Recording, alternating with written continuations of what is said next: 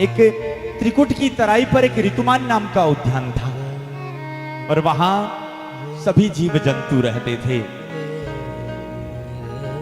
वहां एक हाथी भी रहा करता था और उस हाथी में 10-10 हाथियों जितना बल था। सब लोग उसे गजेंद्र कहते थे। योग से उस गजेंद्र के 50 पत्नियां, 150 बच्चे, भरा पूरा संसार। जब भरा पूरा संसार था सज्जनों, एक दिन गजेंद्र ने आकर अपनी पत्नियों से कहा कि देवियों, अगर तुम सब कहो तो हम घूमने के लिए चलें। हाँ चलिए। और जो बोला कि घूमने के लिए चलें, जब ऐसी बात बताई गई ना, तब उसी समय आज पत्नी, बच्चे, गजेंद्र सब घूमने के लिए गए। हाथी को जल सबसे ज्यादा प्यारा लगता है। जल अतिशय प्रिय है हाथी को। कभी देख लेना, कभी हाथी को अगर जल नजर आ जाए तो सूंड में भरेगा और फुहारा लगाएगा। तो पास में एक तालाब था, उस तालाब के भीतर पत्नी, बच्चे और गजेंद्र सब उतर गए। और उतरने के बाद जब उतरे ना, तब उसी समय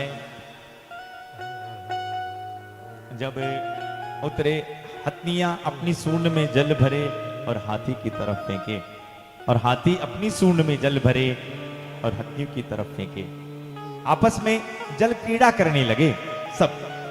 जब जल क्रीड़ा होने लगी, अब योग की बात है, उस तालाब के भीतर एक मगर रहता था और वो मगर उस तालाब के भीतर रहता। तो जब पानी कुछ मेला होने लगे ना, तो वो मगर उस हाथी जहां जल क्रीड़ा कर रहे थे वहां पर पहुंच गया और उस मगर ने आकर सबसे पहले उस गजेंद्र का पांव पकड़ लिया।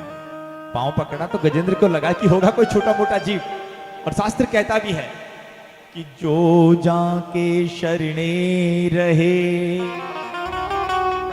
तीहता की लाज,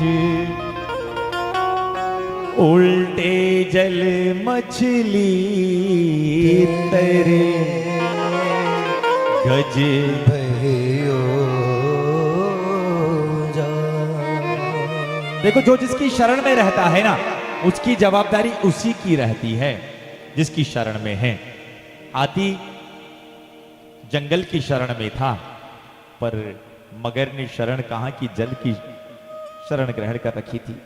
हाथी ने पांव पकड़ा और पांव पकड़ने के बाद अब उस गजेंद्र ने सबसे पहले अपना बल लगाया, स्वबल लगाया, और जब स्वबल लगाया वो काम नहीं आया। और फिर कहा, अरे बच्चों, मुझे कोई जल में खींच रहा है, मुझे बचाओ ना, मुझे पीड़ा हो रही है, मेरा पांव कोई खींच रहा है। अब बच्चों ने भी सूंड में सूंड डालकर खींचने का प्रयास किया। फिर बच्चों के दिमाग ने काम किया, क्या पता वो मगर पापा का पांव छोड़कर कहीं हमारा न पकड़ ले। बस वहां बच्चे भी डरकर बाहर जाने लगे। आहा, जब बच्चे बाहर जाने लगे ना, हाथी फुट फुट कर रोने लगा और कहने लगा, अरे पाल पोस के इस दिन के लिए मैंने तुम्हें बड़ा किया था, अरे तुम इस प्रकार से अंत समय में मुझे छोड़कर चले गए तो फिर मेरा क्या होगा। अरे पिताजी नहीं, कहीं हमारा पांव पकड़ ली तो। ये संसार है सजनों, ये संसार सुख का साथी है, दुख में आपका कोई साथ नहीं दे सकता। पक्का मानना, जीवन में अगर अपनों को पहचानना है, अपनों को पहचानने का सबसे बड़ा अगर कोई कारण है, वो है दुख। जीवन में दुख आया, आप अपने आप को पता चल जाएगा कि कौन अपना है और कौन पराया है, क्योंकि भगवान ने सबको नापने के मीटर बना रखे हैं। जैसे अगर आपको दूध को नापना है, दूध को लीटर से नापा जाता है, कपड़े को नापना है, कपड़े को मीटर से नापा जाता है, और जमीन को नापना है, जमीन को जरीब से नापा जाता है, और अपने को नापना है, अपने को करीब से नापा जाता है। जब जीवन में दुख आ जाता है ना, तो पता चल जाता है कि कौन अपना है और कौन पराया है। इस संसार में याद रखना कि सबको नापने का अलग अलग मीटर है। जीवन में दुख आया, जो आपके साथ में दुख में खड़ा है, पक्का मानना वही अपना है। सुख आने पर ये संसार सुख के सब आप संसार के पीछे लगे हुए हो ना। ये दुनिया वाले कैसे हैं आपको पता है, जिसे आप अपना अपना अपना मानते हो ना, ये भी अपना मानने वाले भी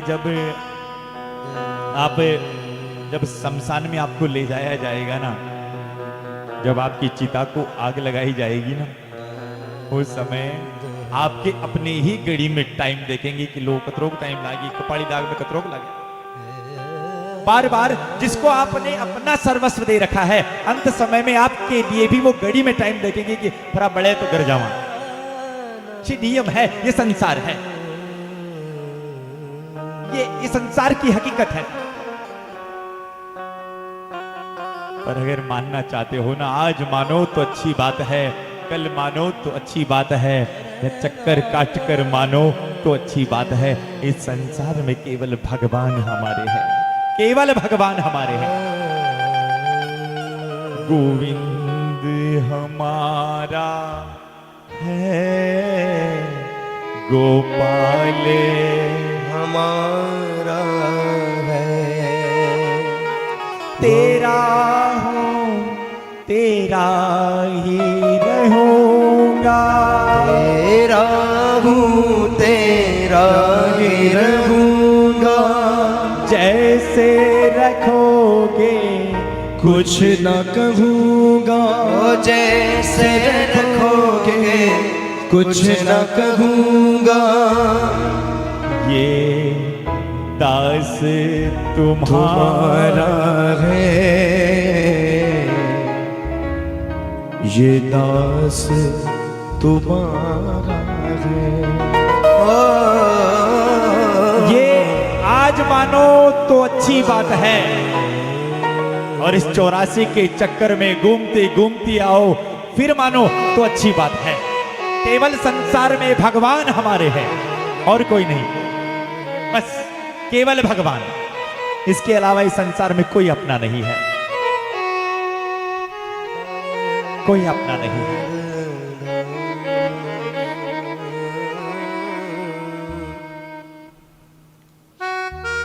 तो आज बेटों ने भी साथ छोड़ दिया। अब पत्नियों को आवाज लगाई, हे देवियों तुम मेरी रक्षा करो ना, हमें कोई जल में खींच रहा है, मेरी रक्षा करो।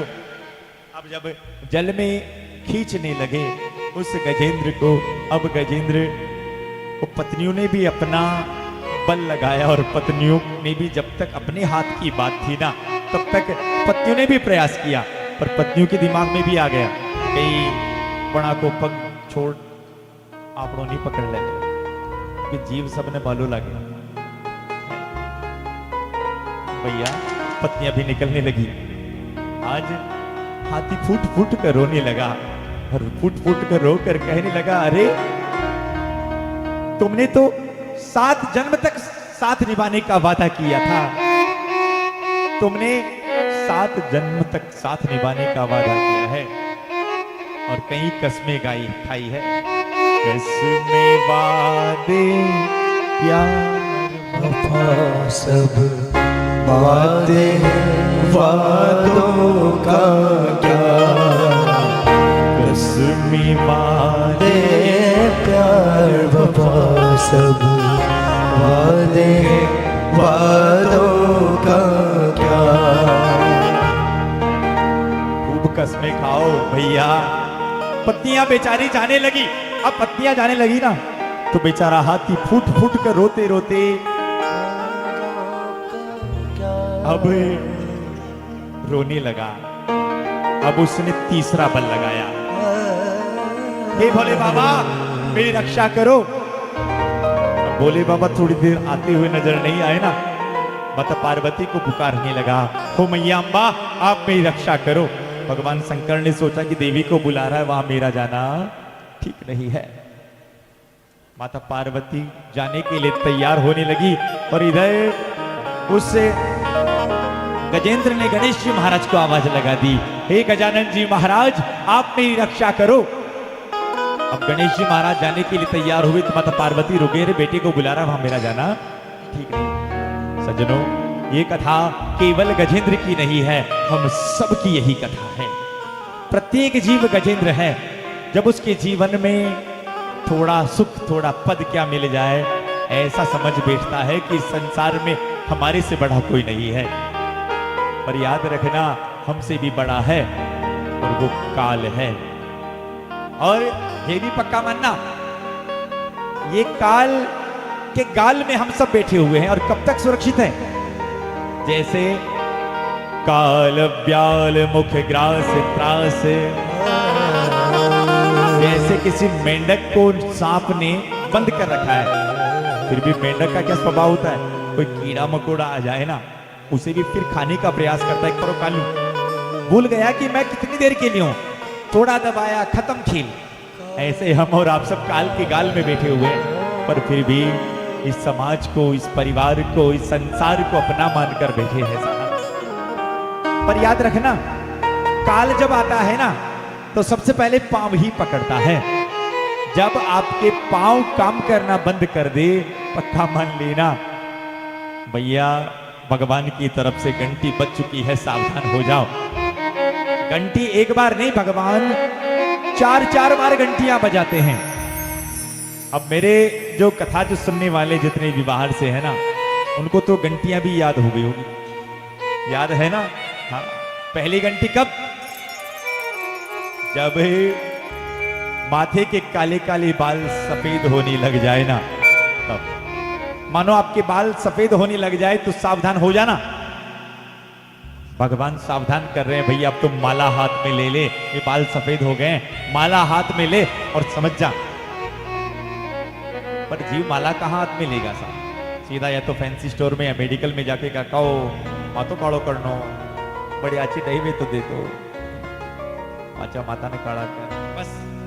फिर भगवान सोचेंगे एक घंटी पर ध्यान नहीं गया है।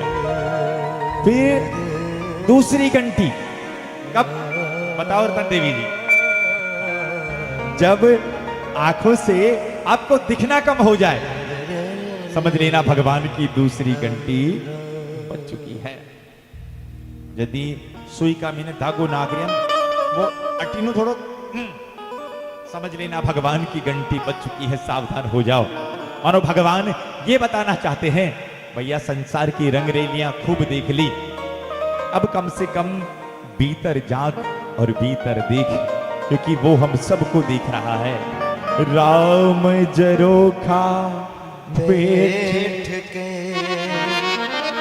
सबका मुजरा ले,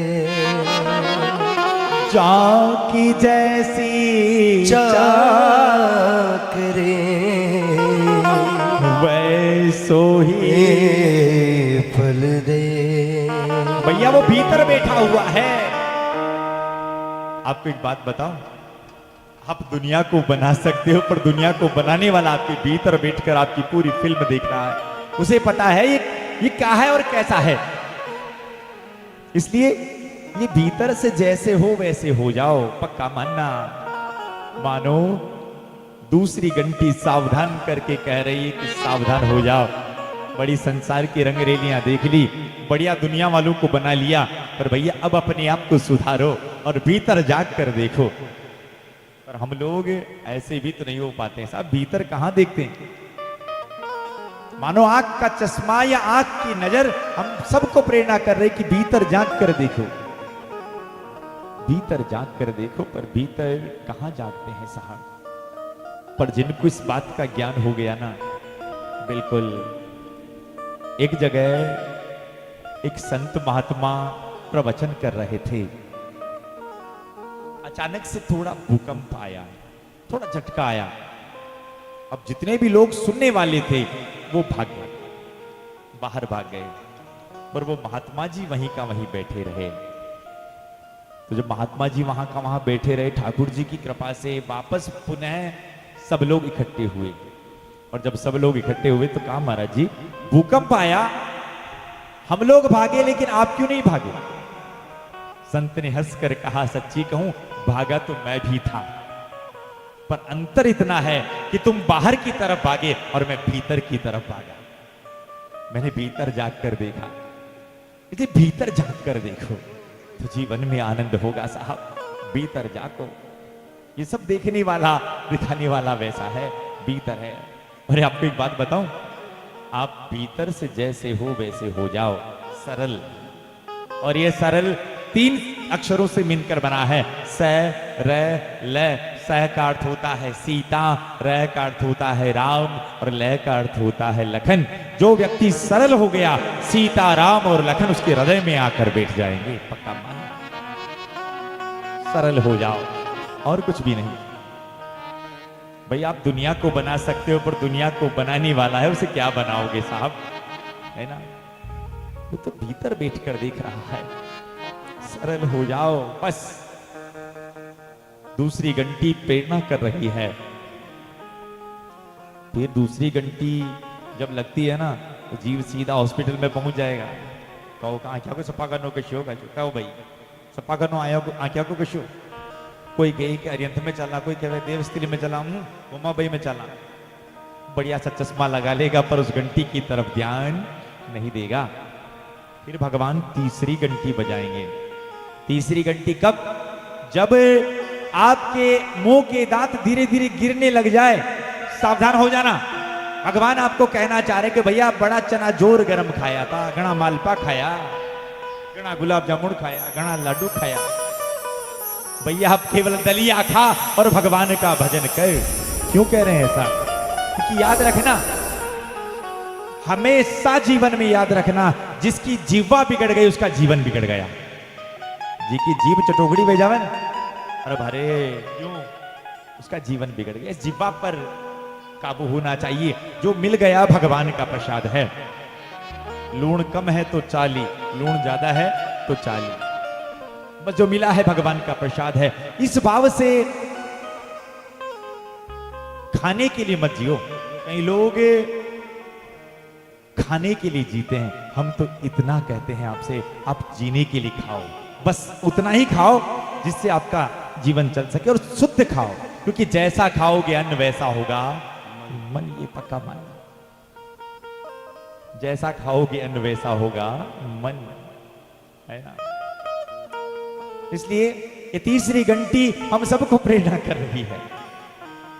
अन्न का बहुत प्रभाव पड़ता है। हमारे बेरीलाल जी साहब मुस्कुरा रहे हैं, उसका एक कारण है, आपको सारी जानकारी है। अन्न का बहुत प्रभाव पड़ता है। आपकी बात छोड़ो, बड़े बड़े संतों के साथ में भी ऐसा हुआ है। भैया अन्न पाओगे तो उसका मन पर बहुत प्रभाव पड़ेगा, बुद्धि बिगाड़ देगा, आपकी बुद्धि बिगाड़ देगा। अन्न का बहुत बहुत फर्क पड़ता है, इसलिए आहार कम रखो, है ना। हमने आपको कल कहा ना कि ज्ञान गटे नर मूड की संगत, बुद्धि गटे बहु भोजन पाए, तेज गटे पर नार की संगत, मान गटे नित ही पर कर जाए। दयाल कहे सुन रे मन मूरख,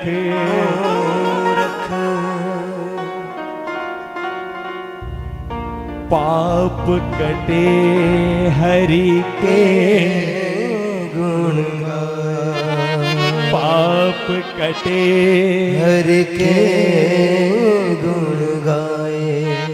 इसलिए भोजन ज्यादा खराब होगा तो बुद्धि को बिगाड़ देगा, ये पक्का मानना, पक्का। इसलिए तीसरी घंटी हम सबको प्रेरणा कर रही है कि भैया ये लूण कम वे ज्यादा वे खाओ, पर एक छोटा सा नमक को लेकर भी घर में महाभारत हो जाती है कि हम लूण कैसा ज्यादा नाक दो, कम कैसा नाक दो। और ग्रस्त जीवन अगर जीना चाहते हो तो भैया सबसे बड़ी चीज इस बात को गांठ बांध लेना, चाहे वो माताएं हैं चाहे यहाँ भक्त हैं, ग्रस्त जीवन में सबके घर में खटपट होती है। एक संत महात्मा थे, उनने के पास कुछ जने आए, दंपत्ति बहुत अच्छे रहते थे, ना लड़ाई ना झगड़ा। तो भक्तों ने कहा गुरुदेव आपके बीच में लड़ाई झगड़ा नहीं होता है, कारण क्या है? तो कहा कि ठीक है मैं तुम्हें बताऊं। अब दिन में ही आवाज लगाई, देवी थोड़ा दीपक लेकर आओ। उजाला था, पत्नी ने ना कुछ बोला ना कुछ चाला, कुछ भी नहीं किया। जलता हुआ दीपक पतिदेव जी के सामने रख दिया।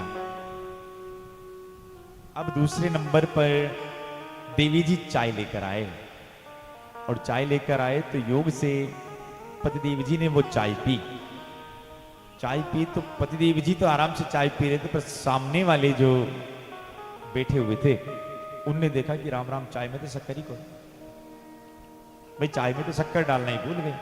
अब कैशान का ही पता यहाँ के घर में ऐसी पीता था, और जो ही आराम से वो भी पी गई।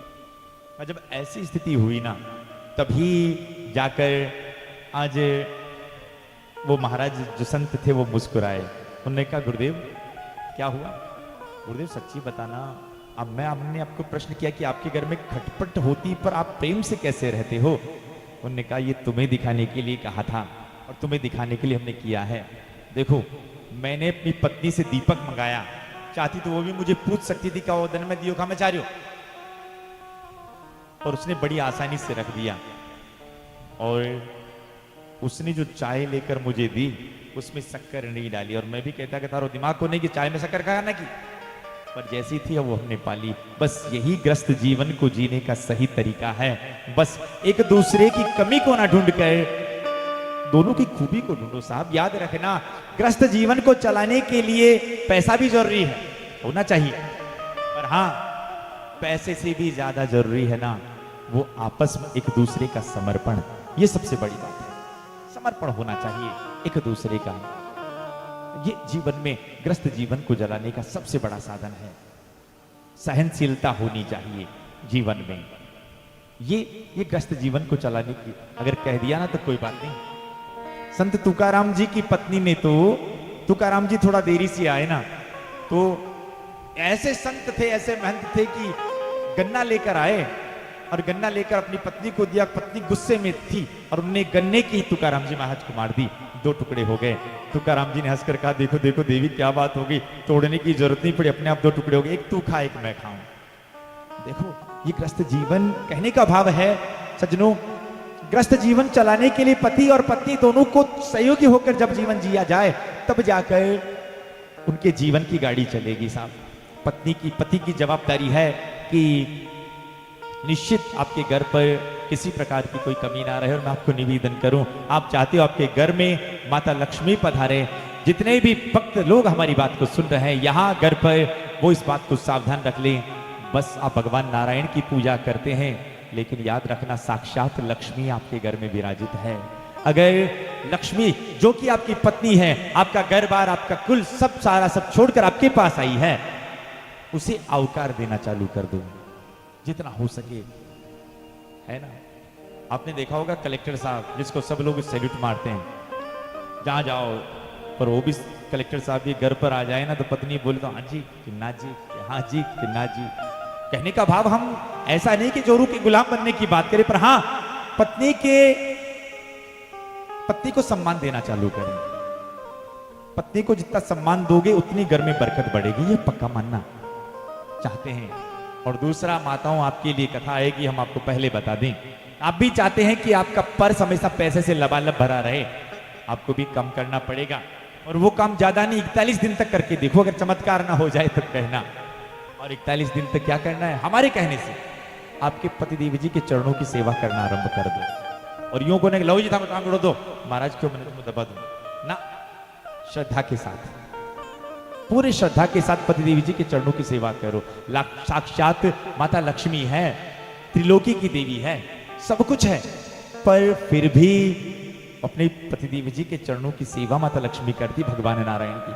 जो चाहते हैं कि हमारे घर में लक्ष्मी आए, पतिदेव जी के चरणों की सेवा करो। पति ताको बटवो खाली न रहे, है ना।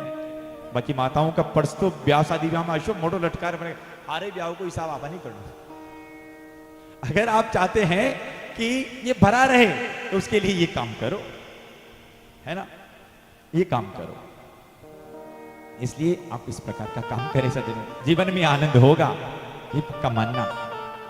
पति और पत्नी सहयोगी बनकर जीवन जिए, पर सहयोगी कम और प्रतियोगी बनकर ज्यादा जीवन जिया जाता है। पतिदेव जी की भी जवाबदारी, घर पर राशन की व्यवस्था बराबर करो। भाई आप राशन ही नहीं रखो और बच्चे के वो ले जाए हीरो बना, हीरो का को बनाओ, ये व्यवस्थित बनावे, मेहमान आए तो भाई जवाबदारी पहले यहां पर भी है ना? भाई जो सामग्री है वैसी रखे। एक बार थोड़ा एक विनोद की बात याद आई है। एक बार पति पत्नी भोजन पा रहे थे, तो भोजन पा रहे थे तो इतने में रोटी बना चौपड़ी थी किया गई, लू की रोटी। पति देव जी ने कहा काहे गए रोटी खाने चौपड़ी? तो पत्नी ने कहा कि आप घी मेल मिलो। घी ने खत्म हो गया, 2-4 दिन हो गया, मुंह तुम्हारा किसान किसान का धकारी बना।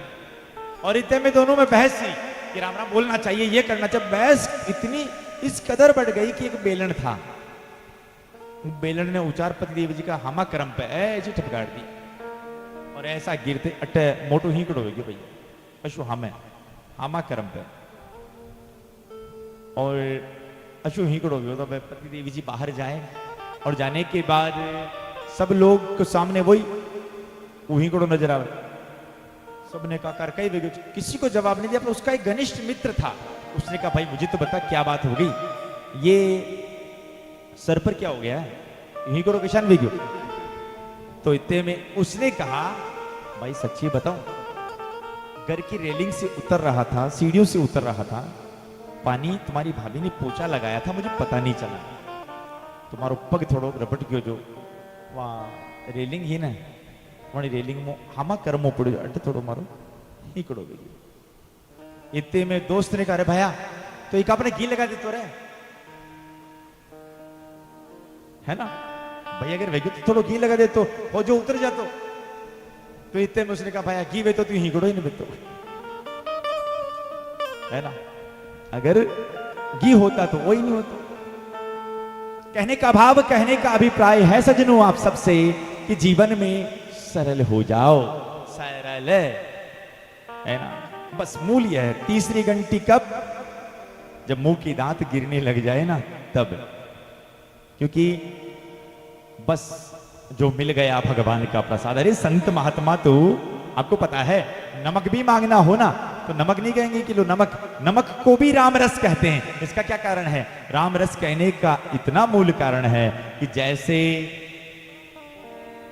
केवल भोजन के भीतर नमक ना होना तो पूरा भोजन बेकार है, ठीक उसी प्रकार से जीवन के भीतर अगर राम ना हो तो पूरा जीवन बेकार है। इसीलिए नमक को राम रस कहा जाता है, राम रस। बस तीसरी घंटी, अब चौथी घंटी क्या होती है? हाँ, चौथी घंटी जब आपकी कमर झुक जाए, अब आपका हाथ में गेडियो आ जावे और टेके टेके चाल पे लाग जाओ, है ना, तो मानो भगवान हम सबको एक संकेत कर रहे हैं। कैसे? भैया बड़ा समाज में सीना तान कर चलता था, अब तो समाज में झुककर चलना सीख। पर ये जीव झुककर कहां चलता है? सीधा मेडिकल पर जाकर कहेगा क्यों जी ऐसा कोई च्यवनप्राश हो जो वो दे दो जो 55 को बचपन का कर दे। पर ध्यान रखना ये 4 घंटियों पर अगर ध्यान नहीं गया ना फिर भगवान घंटी नहीं बजाएंगे, फिर भगवान घंटा बजा देंगे। और वो घंटा कैसा? वो घंटा कैसा? सब घर के बाहर बैठे रहेंगे, अपना बासा फरा गया अपनी बाबा हे राम रे खाले तुम मुकुड़ा की मेहर पे देखा, हाँ छोतड़ो कही ही, है ना। फिर भगवान घंटा बजाकर सावधान करेंगे।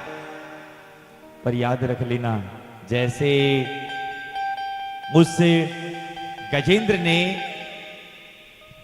अपना बल लगाया काम नहीं आया, स्वबल काम नहीं आया, फिर अपने घर परिवार का स्वबल लगाया वो भी काम नहीं आया, और अंत में उसने देवबल लगाया था ना। वही स्थिति हम सब की भी होती है सज्जनों। पहला हम भी अपना बल लगाते हैं, जब तक अगर कोई हारी बीमारी हो जाए ना खुद ही हॉस्पिटल चले जाएंगे, स्वबल लगाते हैं। जब अपने से भी जाया नहीं जाए ना तो फिर दूसरा बल लगाया जाता है, जिसे कहते हैं स्वजन बल। अपने बेटे, अपने पड़ोसी, अपने रिश्तेदार को कहेंगे ले भाई अपने से पका ले चल, मुझे हॉस्पिटल ले चल, स्वजन बल। पर याद रखना डॉक्टर साहब ने इलाज किया और डॉक्टर साहब कहते कि देखो अभी ना घर जा रही रो कैसा, माँ कहने का जो इलाज हो वो मैं कर दूं, अब आप सेवा करो। तो देखो स्वजन भी जा सकते हैं, पर अगर डॉक्टर हाथ जोड़ देना तो भैया फिर उनको भी गराना पड़ेगा, फिर वो तीसरा बल हम भी लगाते हैं। कौन सा? देव बल। जैसा गजेंद्र ने लगाया, स्वबल लगाया, स्वजन बल लगाया और देव बल लगाया। सबसे पहले महादेव जी को, पार्वती मैया को, गणेश जी को, सबको अलग अलग बुलाया। ठीक उसी प्रकार से हम भी अपना बल लगाते हैं और गलती यही करते हैं जो गजेंद्र ने कर दी। कौन सी? कि हम भी अपना देव बल लगाते हैं। कैसे? थोड़ा दिन माता जी काटे, थोड़ा दिन भैरू जी काटे, थोड़ा दिन कोई कह दियो कि बटे धाम आज चल रही है, बटे पर आ जाओ, कोई कहे कि बटे जा रहा, कोई कह दे कि हमारे आचार्य जी को चौकी बहुत जोरदार आती है इनकी यहाँ पर, कोई कह दे किसके यहाँ, कोई कह दे किसके यहाँ, कोई कह दे इसके यहाँ। सब जगह हम पहुंच जाएंगे, सब जगह। पर याद रखना, शास्त्र कहता है भटकत भटकत पथ नहीं मिलता, मन मेरा रोके नहीं रुकता। भैया भटकने से कुछ भी मिलने जाने वाला नहीं है। यहां ये गजेंद्र मोक्ष की कथा हम सबको प्रेरणा कर रही है। क्या? एक इष्ट रखो, इष्ट एक होना चाहिए, और वो भी ऐसा कि हे भगवान मारे तो तू और तारे तो तू, बस एक इष्ट। ये गजेंद्र मोक्ष की कथा हम सबको ही यही प्रेरणा कर रही है, इष्ट एक रखो सज्जनों। और ऐसा याद रखना, सब में वही भगवान है, पर हम लोग कहां रखते हैं? थोड़ा दिन माता जी काटते हैं, कोई कहते हैं बट्टे, कोई बट्टे, कोई बट्टे। भटकने से कुछ नहीं होगा। अगर आप कहीं बोरिंग करा रहे हैं ना, 25 फीट खुदवाने के बाद मन में विचार आया जरा बार दूसरी की जगह खोदा पानी नावद कहते, और फिर दूसरी जगह वापस खड्डा करवा दिया 25 फीट का, फिर दिमाग नहीं का राम रामटी नावद गए, फिर तीसरी जगह आ गए खेत में 25-25 का 5 खड़ा करा दिया। भैया 100-125 फीट अगर एक में जाने देते ना, भगवान की कृपा से अपने आप आ जाता। विश्वास तो पक्का रखो और एक के प्रति पक्का भरोसा, पक्का भरोसा। हे भगवान मारे तो तू और तारे तो तू, बस हमें आप पर पूरा भरोसा है प्रभु। और याद रख लेना, होगा वही जो होने वाला है, होने को कोई टाल नहीं सकता। और हाँ, पक्का भरोसा तो रखो, ताकि उसको भी पक्का पता रहे कि ये हमारे भरोसे हैं। एक पर पक्का भरोसा, पक्का विश्वास। हम एक दृष्टांत समाचित किया करते हैं इस बिंदु पर कि अगर एक इष्ट रखोगे तो क्या फायदा होगा। एक बार एक सेठ जी थे, बाजार गए और बाजार से 1500 रुपए का एक पजामा लेकर आए। और पजामा जब लेकर आए ना, और पजामा घर आए, पहना, पजामा 4 अंगुल लंबा था। पजामा 4 अंगुल लंबा था तो पत्नी को सुबह उठकर कहा, देवी एक पजामा लेकर आया था, उस पजामे को अगर समय मिल जाए तो 4 अंगुल थोड़ा काट देना। ठीक है, काट दूंगी। अब पत्नी को कहकर गए और बेटी कॉलेज जा रही थी, ए बेटी एक पजामा लेकर आया था 1500 रुपए का है, समय मिल जाए तो इसे 4 अंगुल काट देना। बाप से बोलो ना एक बार। ठीक है पतिदेव जी, ठीक है पापा, काट दूंगी। बस फिर वापस घर से बाहर निकलने लगे, माँ मिल गई। माँ को कहा, है माँ एक पजामो लायो, घणो बढ़िया, 1500 रुपये लीधा मारा बेटा, पर 4 अंगुल लंबो। ए भाई घंटे मिल जाओ तो 4 अंगुल काट दीजिए। जो पत्नी थी वो पत्नी पोछा लगाकर कहने लगी कि पतिलाल जी काम बताकर नहीं गए हैं, एक काम करें पतिलाल जी का काम पहले कर दे। तो 4 अंगुल पजामा काटा, खूंटी पर टांग दिया। बेटी कॉलेज से आई और बेटी ने कहा कि पापा काम बताते नहीं, आज काम बताया कर लूं। बस 4 अंगुल काटा और खूंटी पर टांग दिया। माँ मंदिर से आई थी, माँ ने कहा कि बेटा काम बता कर नहीं जाता, आज बता कर गया, काम पूरा कर दूं। बस काटा और खूंटी पर टांग दिया। पति देवी जी राजी होकर गए कि 1500 रुपया में पजामा लाए, है ना, 1500 रुपये में लेकर आया, पहनूंगा। और जो ही वापस पजामा पहना, सुबह पजामा छोड़कर गए थे, शाम तक लेकर रह गया। देखो सज्जनों, अगर एक को कहकर जाते तो उसकी जवाबदारी उसकी बनती, एक को कहकर जाते। ठीक उसी प्रकार से अगर हम भी अगर एक को कहे ना, निश्चित तो जवाबदारी उसकी रहेगी कि हमारे भरोसे। पर पक्का भरोसा तो रखो। कहते हैं जिसका एक इष्ट होता है ना, उसका कभी अनिष्ट नहीं हो सकता। जीवन में एक इष्ट रखो, एक इष्ट। दुनिया में हार और जीत सबकी चलती रहती है, और पक्का मानना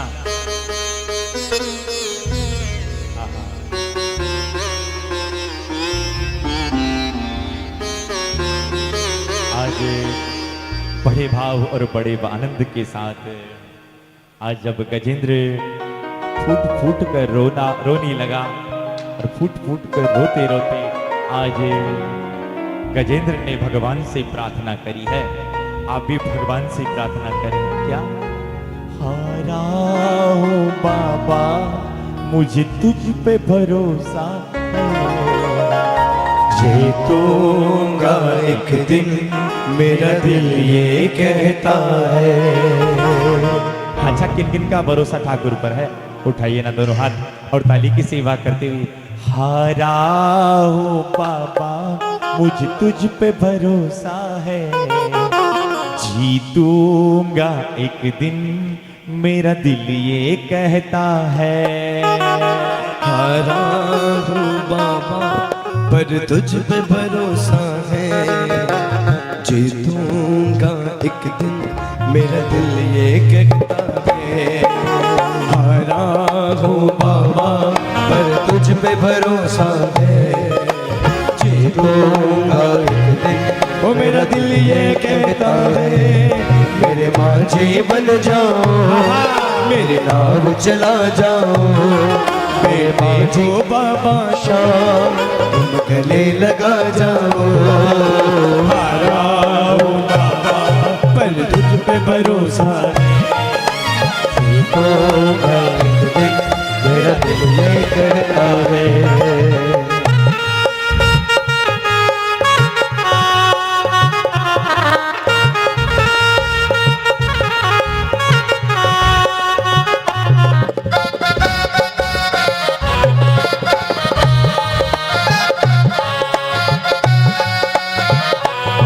जय हो।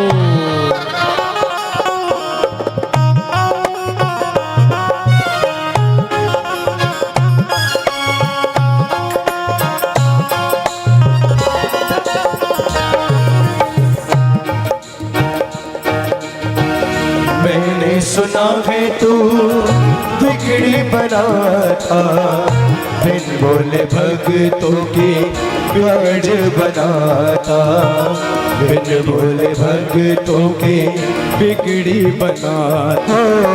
मैंने सुना है तू बिगड़े मिटाता, बिन बोले भक्तों की बिगड़ी बनाता, बिन बोले भक्तों की बिगड़ी बनाता। मिलता न किनारा है, कोई और सहारा है, मिलता न किनारा है, कोई और सहारा है। हारा हूँ बाबा पर तुझ पे भरोसा है, जीतूंगा एक दिन वो मेरा दिल ये कहता है। हारा हूँ बाबा पर तुझ पे भरोसा है, जीतूंगा एक दिन मेरा दिल ये कहता है।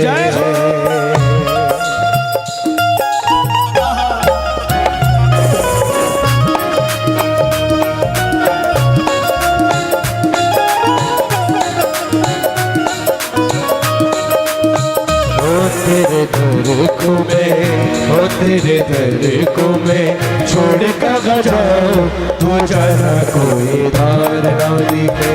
तेरे दर को मैं छोड़ कर जाऊं, तू जाना कोई दार ना दिखे। ओ अपने दुखड़े में किसको सुनाऊं, अपने दुखड़े में किसको सुनाऊं, तू जाना तू जाना कोई बार ना दिखे। तेरे दर को मैं छोड़ कर जाऊं, तू जाना कोई बार ना दिखे। और बाबा ओ दुख का बादल जब जब मुझ पर छा गया, नीले घोड़े चढ़कर बाबा आ गया। दुख का बादल जब जब मुझ पर छा गया, नीले घोड़े चढ़कर बाबा आ गया। वो आ गया, वो आ गया, वो आ गया मेरा शाह, वो आ गया, वो आ गया, वो आ गया मेरा शाह। दुख का बादल जब जब मुझ पर छा गया, छा गया, नीले घोड़े चढ़कर बाबा आ गया।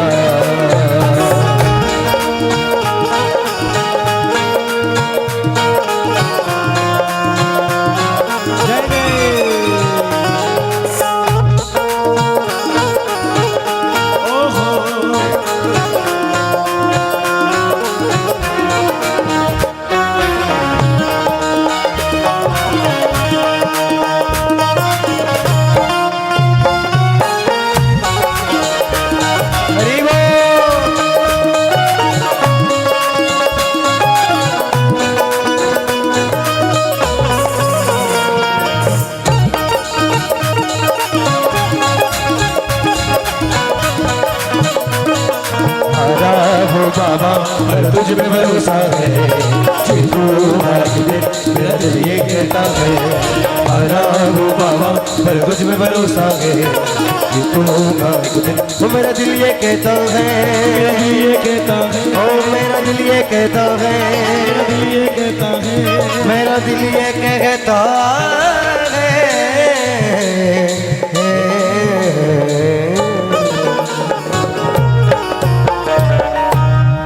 हारा हूँ बाबा पर तुझ पे भरोसा है, जीतूंगा एक दिन मेरा दिल ये कहता है।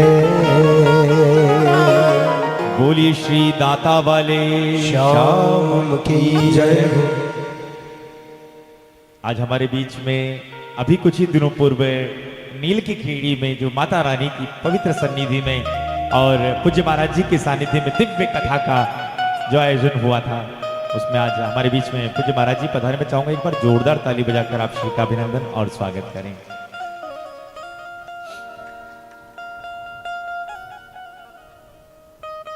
तो आज पूर्व जन्म की स्मृति की आधार पर गजेंद्र को याद आ गई भगवान गोविंद की, और केवल गो बोला, बिंद तो निकलना बाकी था। पर मेरे भगवान आज उसी समय मेरे ठाकुर दौड़ पड़े उस गजेंद्र की रक्षा करने।